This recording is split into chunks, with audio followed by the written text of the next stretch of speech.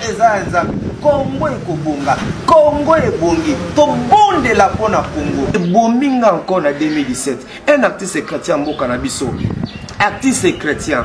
Akamati mbongo, apesi et pas abatou. Babeta moninga artiste chrétien. Les vies se sont transformées à cause de la musique chrétienne. Mais malheureusement aujourd'hui, musique wana, saveur nango ici pourquoi et comme commerce, et comme business. C'est maintenant du liqure. On le fait dans le but d'avoir de l'argent. On le fait pour être une star. Et présentement, il nous est difficile aujourd'hui. Il y a que ça, bande comme musique yangambouana, na musique autre musique na kolombo peuple de Dieu. Aboutia les colonnes église sala keba. Mutu nyonso c'est pas pour ce que la Bible kaza musa na Nzambe.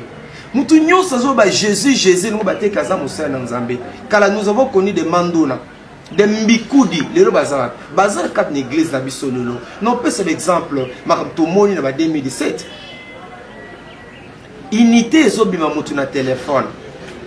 Même si la Bible veut que tout ça va miracle, papa. Unité et bien même sur téléphone. Ça c'est quelle prière? Puis ça sur la famille yoka. Même les manger posent problème. Les manger colia. Colia faut ça le problème. Il faut intercéder. Il faut prier pour manger. Ma soeur, pourquoi tu commences à déranger Nzambe boy? Congo Millennium. Congo Millennium. Meilleur vœu na balandi nyonso ya Congo Millennium, surtout bino bayo bolingaka Tatiana, bolingaka émission l'invité. Journée à l'élo, toyambi pona bino frère Max. Frère Max azanani, journaliste chrétien, analyste chrétien, aza concepteur, aza producteur, animateur des émissions chrétiennes, licencié en anglais et culture africaine à l'IPEN. Licencié en animation culturelle et développement à l'Institut national des arts, cette année étudiant en droit quelque part. Frère Max, père de la famille.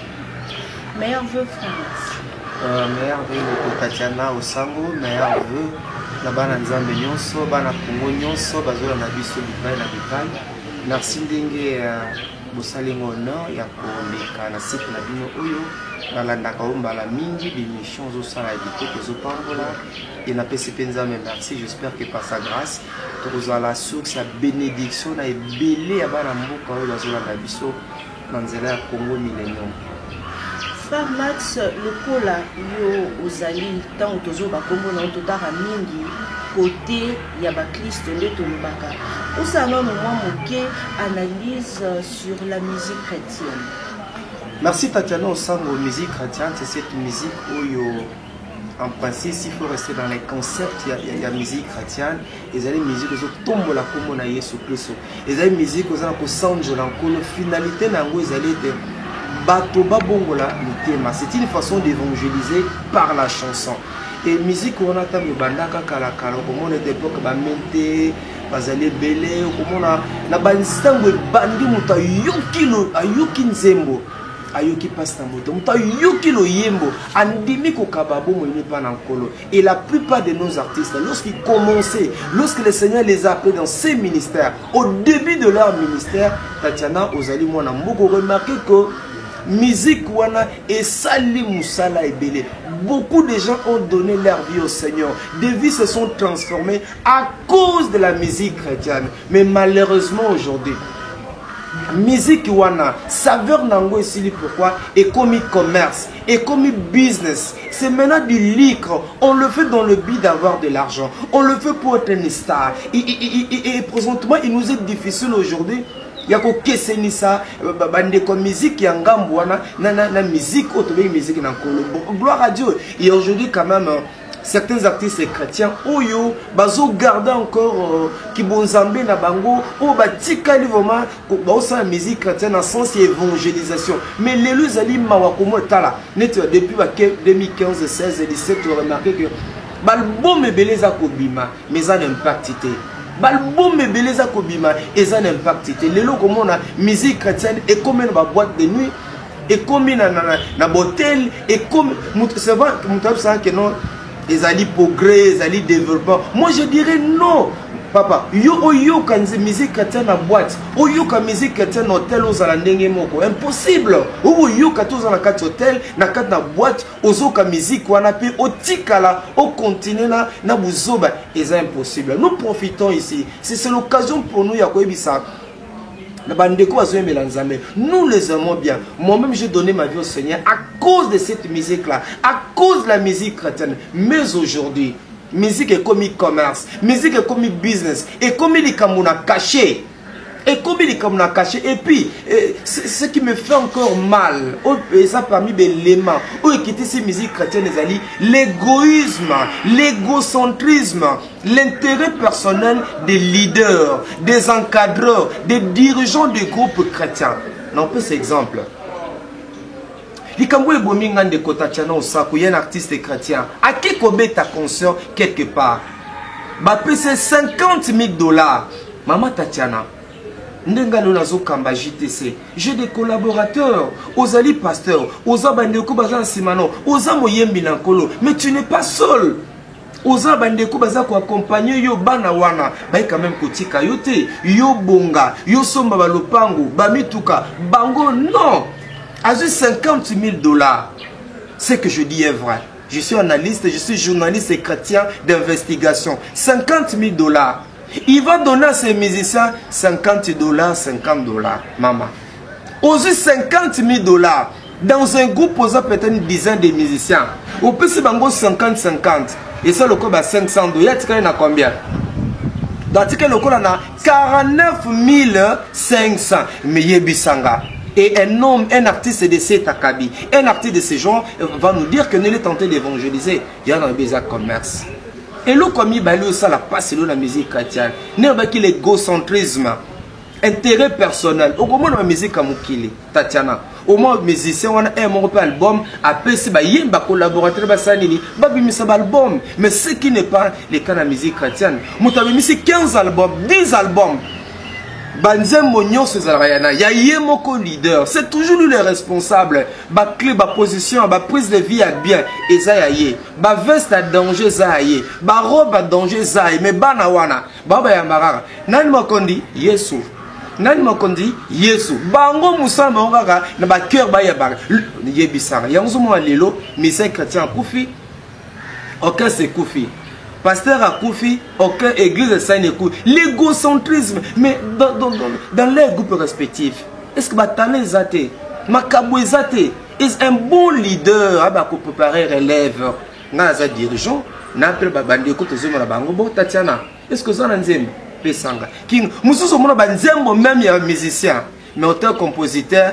Mpokomono jazz. Yé moko komi komo na ye mpokomono jazz. Est-ce que ça lit malam? Donc tu vois, ezali belément où yo ça la ke musique na biso baniko kita malembe. Élément mso na pes exemple. Où ye bominga encore en 2017. Un artiste chrétien mboka na biso. Artiste chrétien. Akamati mbongo apesi pas ya bato ba beta moninga na artiste chrétien. Est-ce que bandeko tout se comprendre? Nous disons pas des choses pour na hein, comment dirais-je? Qu'on discrédite l'église, qu'on discrédite baptiste chrétien, tous en respect na bango mais comme les début de l'année, toujours makambu pour yoka. Ba change même nga nazo banga frère Max, naza parfaité, naza erreur nanga, naza ba manquement nanga, naza ba insuffisance nanga, mais ça makambu na yiko salate. Et ça makambu ça dignité que yo za artiste. Pour yebana, pour ça ba relation, ozi mbongo pesi, ba beta moninga no artiste chrétien. Est-ce que c'est normal? Est-ce que c'est normal? Est-ce que tu as commis wapi lelo? Et au moins la conséquence lelo, nzamba longo ni nguya, nzamba bendi onction, bal onction plutôt, bal bon mezo bimame, éthiquement sans impact. Merci beaucoup frère Max. Wanezala qui analyse le frère Max Mbenga par rapport il y a musique chrétienne kasi frère Max le lopé toza likambo susu likambo il y a église d'une manière générale pona yo ozomona ba église na biso ça va évoluer to ba église na biso ils a toujours kozonga na sima. Merci maman Tatiana pour la monture mi-balé, mais je j'aimerais revenir par rapport à la musique chrétienne pour dire au peuple de Dieu que tout bon de la rapport de l'artiste Nabiso. to bondela pona bango, to linga bango, to soutenir pe bango, to bondela surtout que année oyo, tous ba mécènes, tous ba producteurs, bino bato nzamba pambola, bo sungaka bango, bino pe artistes chrétiens, bo kanisa, mutavani no kese no 15 ans, avani no kese no 20 ans, ti lelo, azana ne pas ba parents, ba likono boza ko encadrer, baza encourage oyeb sabino te, bazole la butu pe mo, baza na kolela ba collaborateur na bino, baza na kolela. T'as la preuve, l'orchestre Bozali, 15 ans, 10 ans, yo leader. Moutouazan balopa ou ka rezayo. Moutouazan ami tout que ça rayo, est-ce que c'est normal?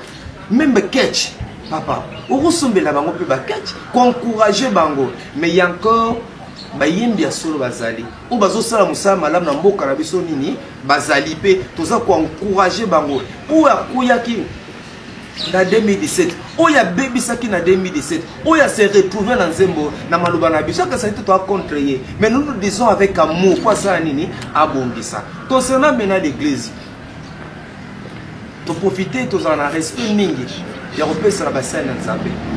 Les autres va baigner frère Max, puisque un jour, nana qui va dans Zambé, dans Zela ya, hein, dans Zela moté, songolo pakala, oya tekinga, oya partager ngel va dans Zambé. Bravo à tous les hommes de Dieu. On a 2017, Basali Moussala Mounene, Yakotali Sabiso, Nzela na Lola, Nzela na Bokondi. Mais en 2017, il y a aussi des dérapages. Ce qui est vrai, c'est derniers temps dans l'église d'Abiso, tout ça consistait dans infiltration, il y a magie, infiltration occultisme, infiltrer bango moko ba koti et belé dans le cadre de l'église, peuple de Dieu. Abotia li kolone église sala keba. Mutu nyoso c'est pas pour kaza na Bible kaza musa na Nzambe. Mutu nyoso zo ba Jésus ngo bate kaza musa na Nzambe. Kala nous avons connu des mandona, des mbikudi, les bazar. Bazar kat l'église na biso lolo. Non peut c'est l'exemple makamto moni na 2017. Unité zo bima mutu na téléphone. Même si Bible veut que tout ça va miracle papa. Unité et bimi mutu na téléphone. Ça c'est quelle prière? Nous avons un téléphone au Tatiana, au Sambeli pour Namoutou, à comme la 2000 unités. Mais là, vous n'allez pas me dire que c'est Dieu. Alors, il y a surtout la communication. Et Koufanango, si nous avons besoin d'unité, nous avons besoin de pasteur, on a besoin d'unité. Mbongo zobima na poche ya mutu. Mbongo zobima na sac, na se ya mbeto. Pasteur, nazanga mikolo na problème ya... Nana problème ce qui a garanti classe aussi mbaté na bonde la pona yo vous avez besoin combien $2500 et na bonde la pona yo ça m'a beaucoup la poche 1000 et pasteur mbongo ebimi ah Tatiana dis-moi un peu est-ce que on a vraiment Nzambe est-ce que ça, on peut l'appeler miracle mbongo bimi na poche mbongo bimi na se ambeto net dernièrement dans Zolanda quelque part ndeko moko a mwasi ngolo ebimie na nus bande ko limisa ngolo na sima ngolo ebimie na nus après délivrance ngolo mama j'ai ngolo ebimi mutu na nus nanzela délivrance on l'appelle le prophète du moment yoka kombo mutu le prophète du moment ngolo ebimi. Donc, bana Nzambe tout ça la keba nyonso za kongenga ezali wolote to zonga na makomi. C'est comme ça que na sepela kana ba Kristo tango kala. Ils avaient l'habitude de vérifier les écritures. Ils avaient l'habitude de lire la Bible pour voir si c'est qu'on leur dit, si c'est qu'on leur présente, si la matière, si l'enseignement est conforme, n'est-ce pas, à la parole de Dieu. La Bible, c'est la lumière. La Bible, n'est-ce pas, c'est la source de notre foi. C'est le soubassement de notre foi. C'est le socle de notre foi. Peuple de Dieu, ayons l'habitude de lire la Bible, de vérifier les écritures de Dieu. Les mandona, les nganga, les féticheurs, les mbikoudi sont dans nos églises aujourd'hui. Mais il y a aussi des bons serviteurs de Dieu.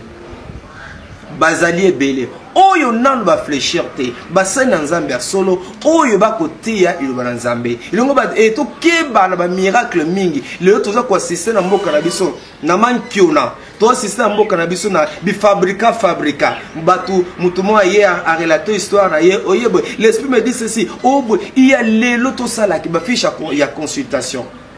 Comme un homme de Dieu s'affiche à consultation. Moi, je ne suis pas médecin, tu n'es pas médecin. Nous, fiche à consultation pour voir le pasteur, il faut $20, $25. Il y a des églises comme ça, puis ils ont kende. Basengo fiche à consultation. Il y a quelqu'un qui se met là-bas, aïe, yona ni Tatiana Osango. À identité nayo, au PC $20 nayo pour rencontrer. Mais ça c'est quelle Bible? Là c'est quel évangile, peuple de Dieu? Quel évangile? Quel évangile? Quel évangile? Tout ça la kebana bilo kwana. Et là on se soupe bominga na 2016 likambo ya empoisonnement 4 églises dans Kolo. On n'a pas connu ce phénomène. Où toute l'église est arrivée, Bandaka Tatiana, n'a pas na yo, n'a na kimia, n'a la main. Mais aujourd'hui, ça ne peut plus se faire dans nos églises. Aujourd'hui, non, cette pratique-là, la communion fraternelle, la communion chrétienne, et lis-moi une église, pasteur Torah Roteya. Il y a la main naïe, à quoi on va garder cœur naïe, à quoi on a papier mouchoir naïe, et d'ailleurs, ce cas c'est côté, pendant que vous semblez la sani. Il vous dira que non, j'ai notre prédication quelque part. Mais Azoki Maneka Kabope Saï Maï, Azoki Makabope Saï Lokakolia Po, Azobanga Naye, peuple de Dieu, les losoki Obominga, Orozonini Yangai, sur le Lobonio Sango, Orozonini Yanga, chacun de nous a reçu de la part du Seigneur une grâce qui lui est particulière pour l'utilité commune. Pourquoi Roboma Muninga non? Pourquoi n'a pas envié? Ce qui t'a tenu missionné et qui est kitoko, n'a mikilbo c'est pas gloire à Dieu. N'a bête à maboko, n'a pas tout l'angezali. Pour na nini koboma na l'église d'Ankolo, pour na nini empoisonnement l'église d'Ankolo. Et où tu wapi? Nous n'avons pas connu l'empoisonnement. Jésus ne nous a pas laissé l'empoisonnement. Il nous a laissé l'amour. C'est ça l'amour. Rien que l'amour. Kobomana pourquoi? Frère Max, Kastowe bandeye nini que oyo azali mosali ya solo oyo aza ko utiliser to pe aza ko sala ba pratique moko boye ya misala mabe to ko différencier bango ndenge. Banaka un peu de discernement, discernement bana ensemble, discernement. Je souviens par exemple comme ça moto nzambe moko aote ba mungu aote ka ba mungwa yoka. Église dans Kolo, botte que la tu mungwa, botte que la tu maï, botte que la tu mafuta, botte que la tu parfum, botte que la tu bougie. Église de Dieu, depuis quand? Tatiana, est-ce que c'est intelligent? Il faut à l'universitaire. Comment on peut vendre ma foute en église? Oh, ma foute est à la prospérité. Oh, mungwa, oh, les associés qui gagnent. Oh, maï, oh, soko bota, rato bota. Oh, boye, yebisanga. Des choses comme ça, mais ce sont des commerçants. Ce sont des commerçants, des amphithéâtres aujourd'hui dans nos églises. Comment on teka au combo oyo pour na combo la satana, il faut somba combo. Tu vois donc il y a des choses par respect tant que tu as kolobate, parfois tu as peu kolobate pour na décourager ba bébé spirituel mais ba yebake ba sala nzambe beleza na poto na Kinshasa, ba vrai bazali. O bossa musa bango kitoko na poto baza na Kinshasa baza na Afrique baza wap bazali encore on nzambe abenga on nzamba qualifié. Ne mettons pas n'est-ce pas tous les hommes de Dieu dans le même sac. Tous encore confiance en bango mais sauf que avant tali kolo na église songolo pakala senga nzamba kondio yo senga molimo santa kondio kolandaka mingi biloko somona na TVT kolandaka mingi te lelo biloko mona na TV bolelo makambo ebele satana akangi l'église ebele anotai sababa sala nzambe ebele bakabi bomeno bango na satana à cause ba bien mokili oyo à cause ya mituka à cause de succès, à cause de gloire éphémère, il y a mais il y a encore de véritables commandos de Dieu, il y a encore de véritables serviteurs de Dieu. Oh, il va fléchir. Merci beaucoup, Papa Max. Siko tous les Ghana, na likambo penza et ningisaki biso na Kinshasa, likambo ya marche ya le 31 décembre oyo ils allaient organiser na église catholique. Papa Max, point de vue na yo par rapport ya journée en gros ya le 31. Ok, merci les Kolanga Tatiana Osango pour la motuna oyo ainsi que bandeko belé batonanga mituna oyo toujours loba pour la bolingo. Nous n'avons pas un autre pays. Nous n'avons que ce pays. C'est grand Congo que Dieu nous a donné. Et Dieu sait pourquoi il a permis, c'est que nous soyons des Congolais. Voilà pourquoi moi j'aime beaucoup mon pays. J'aime ma patrie. Je suis fier d'être appelé Congolais. Ce n'est pas un hasard. Dieu est le maître des temps et des circonstances. Il sait pourquoi il a permis que moi, Max, je peux ne pas nanga ose la Congolais. Naza toujours optimiste. Ça t'a makambo ezali passé. Mais na yebi que Celui qui garde notre nation ne sommeille ni ne dort. La volonté de Dieu s'accomplira un jour dans notre nation, car il est là et nous a promis qu'il ne nous abandonnera pas. Peuple de Dieu, ne désespérez pas. Peuple de Dieu, vous changez le langage. Un enfant de Dieu, véritable chrétien, ne peut pas tenir des langages comme ça. Voilà qui est mis au point. Concernant maintenant la question, nous sommes universitaires, vous allez les marches, ils allaient constitutionnels. Na kati na biso ba chrétien tozalaka na Bible, ndenge oza na Bible na yo, yango ndezali base na biso ya kundima, nyonso tanga makomi, wana po na biso ba chrétien. Maintenant na ekolo na ekolo ezana bengi constitution nango, babe na lingala, mobeko likonzi. Mobeko likonzi nyonso tosalaka, il faut tozonga na mobeko likonzi. Mobeko likonzi na biso epekisi marche te, epekisi batoko kotambola te na ndenge ya kimia. Kasi mabe ezali ceux qui n'anzela marche kofinga banzembo ya mabe, banzembo ya bosoto, banzembo ya inyali, banzembo ya nkele, kobuka kobebisa. Wana lokola chrétien, nous ne pouvons pas encourager le peuple de Dieu, la population congolaise en général, yako salama kamabo to ko encourager bangote. Kotambola ezali mabete. Kasi eloko esali passé, ça c'est mon point de vue. Eloko esali nga passé, quoi qu'il en soit. Nous ne pouvons pas profaner les temples, Tatiana. Tu ne peux pas profaner les temples. Nous ne pouvons pas profaner les temples. Nous ne pouvons pas suyer les temples. Nous ne pouvons pas désacraliser les temples. Non. Biloko ene benda kakanda na Nzambe. Église, temple. Anazoloba kapona ba catholique te. Ils apprennent ba missionnaire. Ils apprennent bandeko ya islam, ils apprennent kimbangiste, ils apprennent bandeko église de réveil, ils apprennent bandeko Bouddha de Congo, ils apprennent bandeko église Songolo Pakala. Et si quand bengi ndako na le sambo, la maison de Dieu, c'est un lieu, n'est-ce pas, où un lieu qui nous aide à nous réconcilier avec le Père, d'être devant sa présence, un lieu de repos, un lieu de recueillement. Bah il faut boire gaz lacrymogène ndako nzambe te.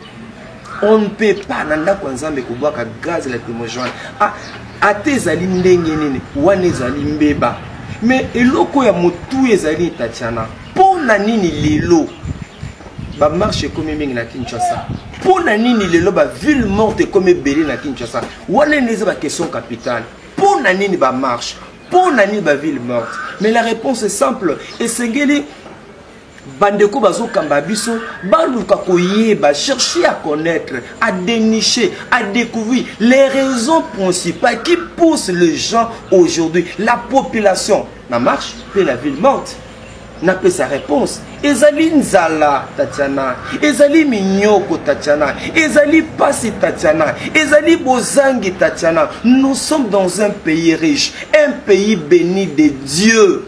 Mboko batebele bazana ko lula mais biso bayimboka biso population tozali ko jouir te na bomengo na richesse nzamba pesa biso cela est devenu l'apanage l'exclusivité d'un groupe d'individus c'est comme si nous sommes venus les accompagner tout comme si toko tika bango bazwa babunga biso toza observateurs nous ne sommes pas des observateurs les pays nous appartiennent tous et nous aimons notre nation papa.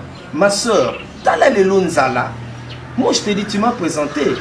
Je suis licencié en anglais de l'IPEN, l'Institut pédagogique à l'époque à Mobutu. Je suis licencié en animation culturelle. Maintenant, là, à cause d'injustice dans mon cas, j'ai décidé de faire le droit. Je suis étudiant cette année 2018. Je prends mon inscription quelque part pour étudier le droit. Naza l'avocat.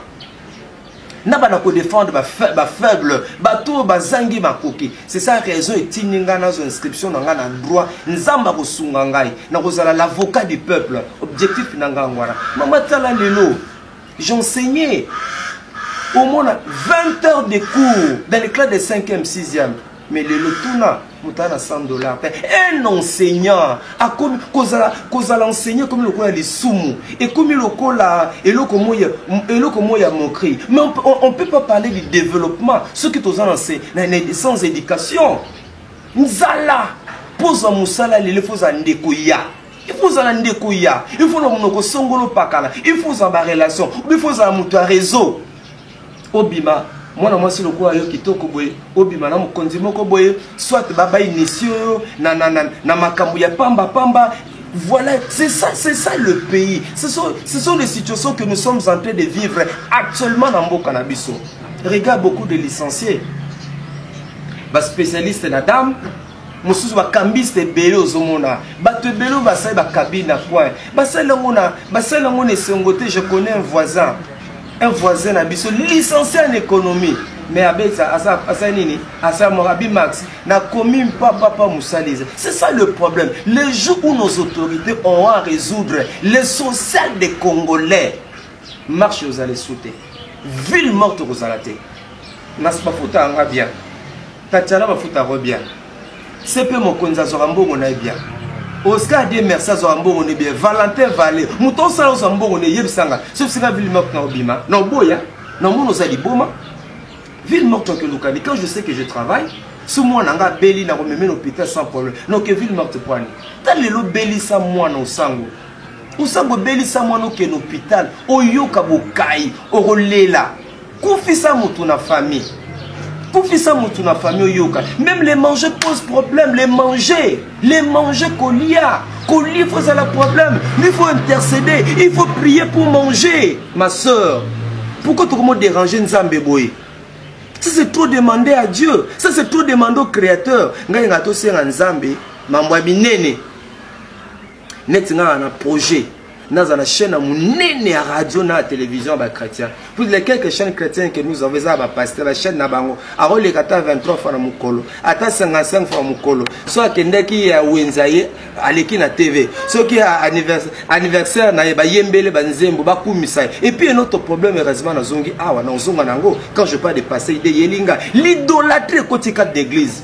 Ba pasteur ba kone ba talap. L'idolâtrie, raison pour laquelle Dieu a précipité les diables. Diable va précipiter na scène à moi à cause d'idolâtrie. Comment mon tournant va yembe la caille? Ba vovakaye, ba kumisakaye. Respect, oui. Honneur, oui. Mais comment ba yembe la caillou, ba bine la caillou, ba sanjo la caillou, ba fukame la caillou, to komi wapi. Mais bilo kono tu wapi. Je reviens maintenant au Nana Koulbaïte. Bakondi, nous vous aimons beaucoup. Nous vous aimons beaucoup. Nous prions pour vous. Ezali Azar Tenzamba Ponibino. Ezali Azar Tenzamba Pesibino, portion du pouvoir. Ma béni Nzamba Sali pour Ponibino. Ma béni Nzamba Sali Asengabino à ta pardon. Asengabino à ta pardon. Nzamba pesibino grâce, nzamba pesibino privilège. Boza ba kambi na biso, boza ba tata na biso, boza ba maman, bota tozo nyoko ba passer. Waze kwa loba que demande le peuple. Bola na nzembo wana. Félix waze kwa nzamba pamolisi kazali. Félix waze kwa ba peuple a kosenga nini quelque chose comme ça. Peuple a kosenga nini? Peuple a kosenga nini? Tolia. Tolata malam. Totanga malam. Totambola malam. Si on a bien la kénazi, nanga soins médicaux. Papa, au moins on peut te donner des choses au monde nanga bon. Nana des diplômes à licence dans le bien. Na vivacan informel. Toi tu penses que nanga zama l'été. Moi je connais des mutumsu ba desi saza mandataire de l'état je connais. Tambolota ba tumsusu oto ba servir na bango. Maintenant na repesa nga musala. Kina na repesa musala. Na vivacan informel. Informel. Maintenant na repesa nga musala. Nga kona bota na famille pauvre, nga kona gouvernement na zala ndikote, nga kona za mongo, nana opesa nga musala, nga mongo, nana opesa nga musala. Yebisanga nga mongo, nana opesa nga musala. Nani opesa nga musala. Mais j'ai des talents, j'ai des capacités, j'ai des potentialités. Mais nani mettons l'homme qu'il faut à la place qu'il faut. Tout tenir compte de la compétence. C'est pas mon terrain, lobby, à commissaire, lobby pas. Oh, à commis ministre. C'est ça le Congo. Mouta yembi diale la flatter, à commissaire, lobby pas à une fonction. Nous, bisous tout droit ça la bongote. Donc pour nous, à la ministre. Pour nous, à la boucoumesse, pour nous, il faut na koumisa, il faut na sala na komatala que je le ferai partie mon kolonkola bengaka. Et puis deuxièmement, ni la solo baboy. Au moment où tu me sois au finga comme tu m'as finga en États-Unis, il m'a promis même la mort. C'est ça les Congo. Tant aux hommes, ah, il y a Zaboy. Naza ni la majorité, ni l'opposition, mais je parle comme chrétien. Comme chrétien, comme enfant de Bible, pour l'amour des Sion, je ne me tairai pas. Si l'on a que c'est une audience, non, yambanga. Mbale bele na sala ba proposition pour mama mboka. Na komela ba konzebe, nana obenganga, nana oyambanga, nana oyambanga. Si que l'on battant la TV boy, yoka. Pona, ton a souci, mboke bonga, ton a souci te que va pas faire chaque jour, tolelaka chaque jour. Pourquoi le batutu va la poser que ne poto? Tatiana, le lomo tunyo surtout la poser que ne poto. Non. Pourquoi le lomo matanga la Kinshasa bana poto? Oh nani, Tatiana sisi classe bana poto. Pourquoi bana poto? Pourquoi? Et heureusement nous avons pas mbola bango. Vous êtes une bénédiction pour nous. Vous nous soutenez. Matanga va décorer. Mbongo en Belgique, Mbongo en Suisse et en Paris. Mbongo ce qui bangote. Nous tout qui ne poto pour ni espoir ya congolais ani. Na qui ne poto pour na bon. Et pour tout aux gens beaucoup ils sont riches. Ba richesse aux gens nango a. Bambo comme sou baza nangote. Baza koluka. Bazali no confier biso. Bozwanga lokola, bozwa biso lokola, opposante quand nous parlons comme ça. C'est par amour, nous aimons ce pays. Nazolo ba pe nazana Kinshasa awa, na capitale ya RDC. Nazolo ba awa pona ni na lingara mboka. Nazolo ba bozwa makam nazolo ba a. Oya malamu bozwa, bosala ngo étude, botianga na application, bomona ke makambo belo ko changer. Peuple ko linga bino, peuple ko applaudir bino. Peuple congolais comme na kanda. Kanda ezanzala. Pourquoi ma marche ezanzala? Pourquoi ma ville morte nzala? Pourquoi nungu la muka na tongo le loke na victoire? Ogara balobi ni Tatiana balobi ba belge balobi bon kuta lobi ba Nations Unies. Ponani okuta ba tata vraiment na victoire wana boye. Kaka débat nzala. Je ba tata ba ozo misala. Je to ozo misala. Na question avec Satan na victoire. Dans le Satan a une discussion et album nous vous aimons. Nzamba salekere tetanga pona kibino. Ya pona biso butala Yesu le roi des rois atambole na ba. Bat ba okinza la Tatiana mais yo ça peut se bon biloko bien. C'est ça suivre le leadership de Jésus. Yesu comme babi Jésus est mis de compassion. Jésus, ok, Lazare a couffé. Jésus est mis de compassion. Jésus pleura. Jésus pleura, c'est dans la Bible. Il faudrait qu'un jour, tel ministre pleura. Tant que tu as couffé, vous le bêta qui, tel ministre pleura. Tel mokonzayo qui passe. Mais c'est pas, l'élo, c'est pas ça pour moi, l'élo. Yo ressemble à un moyen. Yo ressemble à un député, yo ressemble à un général, batebe bazola na babotra bango lupango, babotra bango biloko, ofunda nani, ofunda nani. Mais attention, le tribunal de Dieu existe.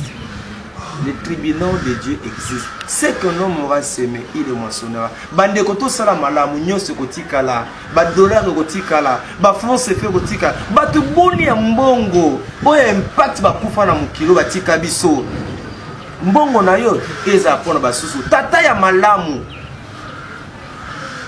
avant bimanandako atika mbongo milika suka na bilia tata ya malamu ngasuna tikilo ko uliate ata suna bimina balabala vale voiture kwa pesenge loko na uliate ngana le bongo bana na ngai. C'est ça le raisonnement bakambi boza lokolo ba tata ya malamu si bana baliete aoka trouble. Ce qui moi na zobe la trouble. Comment ngai tata na kozala leze bana nanga ba oliate, bana nanga bazokufa. Voilà Tatiana. Frère Max Tokyo na likambu ya koloba ke babi bembe ezali ko kokoma ebele surtout na ka ya bamvula ozo beta kantango nyonso na ville province ya Kinshasa. Eloko nini kasi ezali ko causer que mvula ebeti banda ko za kozinda ba érosion partout. Nazo bango na dévolé. Voler à liboso bisomo d'abord bato. Oyo ko somba ndako bisomba sombate.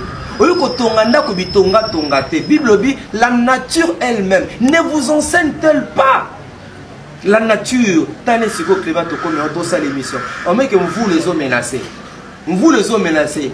To ça l'émission, on met que to mo que l'émission souka pour année. Si to continue vous le remettre to ça ni to pola. La nature doit nous enseigner.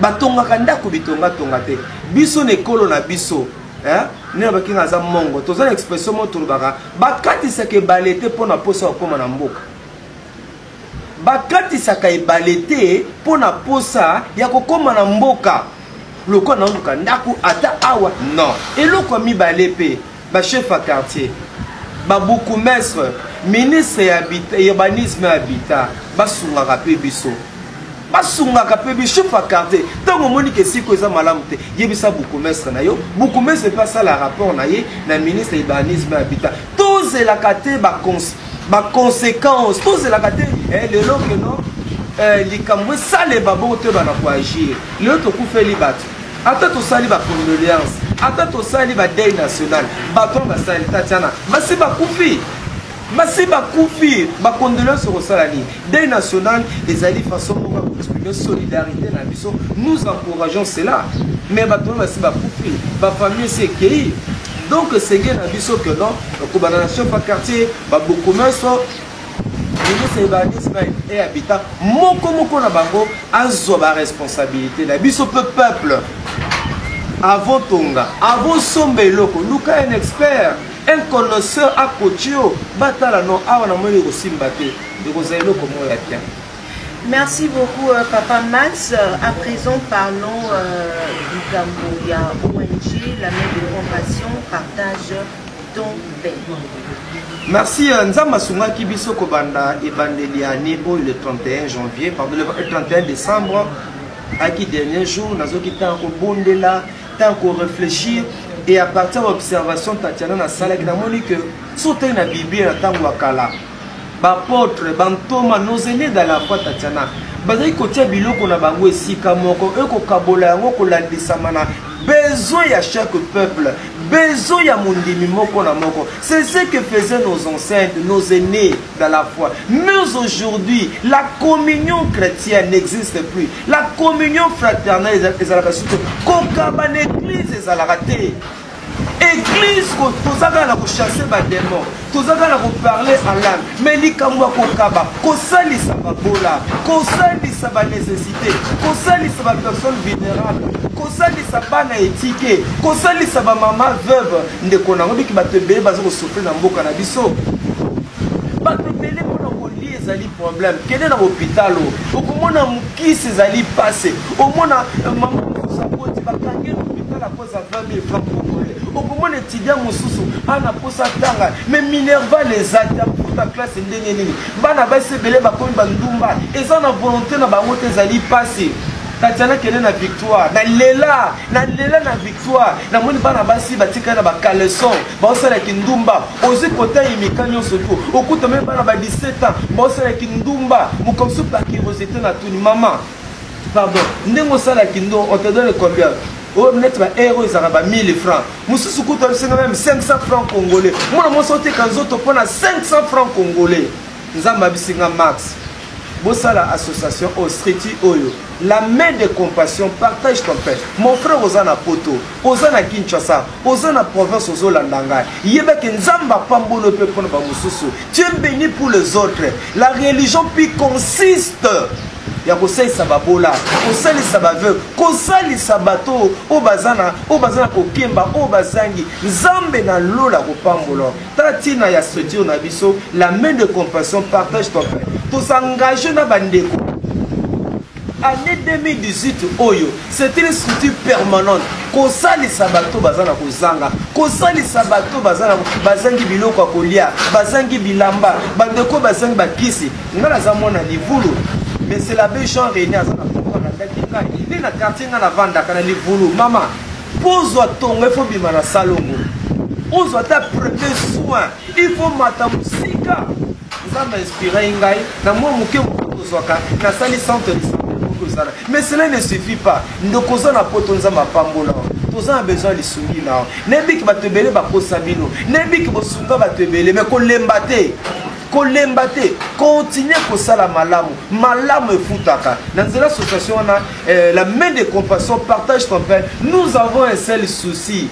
Il y a Kosali Saka Bato Bazangi, Kosali Sababola, kosalisa bano bakufela tata na mama, kosalisa bamama veuve, kosalisa bavieillard. Lelo na mboka osusu moto akomi vieillard babenge ndoki, bavieillard nyonso baza bandoki te, yo mpo kokomaka vieillard. Kena bopito bato ebele baza kobela azozanga ata mbongo ya seringue, mais nde kozolanda yango oza bamoyen tindela biso bamoyen na yo tosalisa bango. Et première activité na biso eza le 28 janvier, un grand événement. Le 28 janvier tokende kotala baorphelin toluka site. Et dans ce que d'ici là, ils ont découvert Larsen Moulouaï, ils ont déjà changé de relations publiques, ils ont déjà Ngongo, ils ont Kinkole. Attends, Kinkole, na Tchangou, Bakotoluka site moko bien pour na Tokiotala, baorphelin. Comme même la bango lisungi na biso. Ensuite, Tolongo na kaka le 28, Tokiotala maintenant, Tokosala badon na nini. Hôpital moko pédiatrique tokende kopesa ba seringue bakisi ya ndenge na ndenge basukali bamiliki pona bato bazali mutu mususu aboti na soko hôpital te tolingi tosalisa bango. Bravo na ndeko moko aza na Suisse oyebi yo moko nzamba pambo na yo pona contribution na yo. Bravo pona mama mususu aza na na Paris to na Belgique ye patina ki lisungi mais babi ko tanga komo na biso te nzambe ya pambo na pour mon image depuis lobby. Tosomba qui déjà na niveau na biso na moi les sungi bande pratique tosomba qui déjà moi biloko nous avons déjà 10 sacs à l'osso. Dans na 10 sacs à l'osso tozape déjà na 5 sacs ya mabengani c'est moule oya munene penza. Donc aussi tosombi yango tozana 5 bidons à mafuta aussi tosombi yango mais yango ko quitter. Tous ont besoin de sucre, tous ont besoin de miliki, tous ont besoin de bilamba, tous ont besoin de savon, tous ont besoin de makamunyonso, tous ont besoin de mukoloana peke donc tous ont mutuka, tous ont bilo kwana ndokozo na biso. Tous ont déjà 10 sacs à l'osso, mais à muke. Tous ont 5 sacs à maïs à minene wana. Tous ont ba bidon mafuta to somba ke na mbongo ba dekwatinde libiswa so bango ba saba kaliki ba monike to komi penza na makoki ba pesa ki bango biso moko pe nde tozali à chaque membre à structure to yokana ki moko na moko apesa contribution na oza mosali na nzambe oza moto eda ba musicien belé oeda même ba joueur na bondelo investir pour na ba bola investir pour na bato bazanga kabela moto ayo kabela ote okomona Oromona makamunzamba osaila butu peme nous prions la structure na biso. Il y a des hommes de Dieu, il y a des journalistes et chrétiens, il y a des bien-aimés dans le Seigneur. Nous prions pour un mouvement oyo. Et puis particularité de ces années, c'est une structure permanente. Et ça c'est aux élacas le 23 janvier. Donc mais ça dit que ça mouvement quoi chaud. Toi qui connais ces étudiants mon katanga quelque part, à sa personne vivant avec handicap. Aza deuxième année de graduat. Aza na posa tanga mazoko kate. Quand besoin de foutre les nerval. N'importe de comment moi si tu gagnes qui aza qui ndumba au sakanate. Aza orphelin de père mais tu gagnes déjà. Mais tout ça va te passer un bon commerce. Donc voilà un peu ce que nous faisons. Nous croyons que bande ko belé ko ba yebike mbongo na bango te pas na Nzambe. Nzamba pambola bango. Partage ton pain. La main de compassion Nzamba okanisao. Et frère Max, pour la baoul, on a besoin que va partager, va prendre la baoul, va contacter au numéro. Numéro de la vie, 00243 00243 89 64 80 627 00243 89 64 80 627. Donc c'est appel d'autorisation non c'est moyen aux ala au comango wana ta mission eleka pour être bande quoi moniter azana besoin on a besoin même que non la main de compassion partage ton pain et ça na RDC et ça na mikili ya poto aux en Belgique aux en Bruxelles aux en Londres aux en Espagne aux en États-Unis aux appel membre ya structure oyo zambe na lola a bopambolo na si bokomona na Tatiana boza invité. Pour ça, le reportage n'a le 28, tu peux sabino heure, bogoya, bogomona binoko, l'image, pour bomona été à solo. Nous sommes déterminés. Il y a aussi un makamine n'ankolo surtout biso. Bato va y repérer sa biso le roté. Bango de basa cible na biso. Merci beaucoup Papa Max. De comme il a biso na souka, moi liloba na yo, ya souka par rapport à l'émission. Napesi merci ndeko Tatiana Osango ndenge oluki biso bande balandi biso malamu tolobete tolinga mboka mbongo ndeko zola nanga kubungisa elika te kobungisa elika te mboko eza na mboko na Nzambe le basuku eza pa mutu te le basuku eza na mboko na Nzambe il sait pourquoi permettre que aux Congolais tout ça le cours David va Kouba je l'aime vers les montagnes d'où me viendra les secours me viennent de l'Éternel qui a fait les cieux et la terre.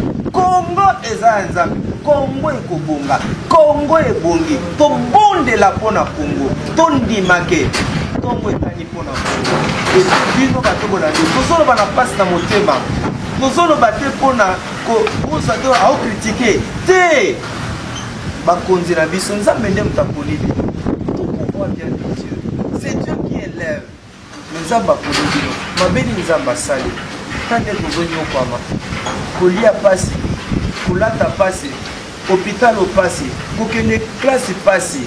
Bourse ba marche dans la ville morte.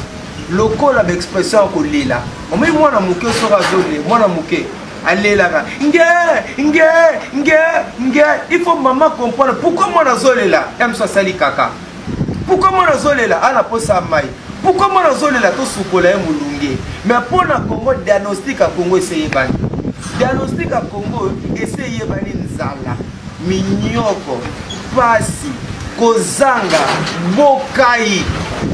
Okomona mutu depuis tongo na mukazo ebate. Mutu asala kana kutana mama moko, aza veuve, azora 115 000 francs congolais. Azala bana misata futu na ndako $100. Mais maman na exposé na kindumba. Mutu asala ka 115 000 francs congolais. Nabi ke ba kondo non nabi ke bozo sala l'effort, bozo bunda, bo améliorer kasi bo lembete, bo bunda biso. C'est là. Si tu lis bien, tu lati bien, tu tangi bien. Surtout comme le niveau côté qu'on déranger ta poto. Marche aussi là, ville morte aussi là. Oh ville morte.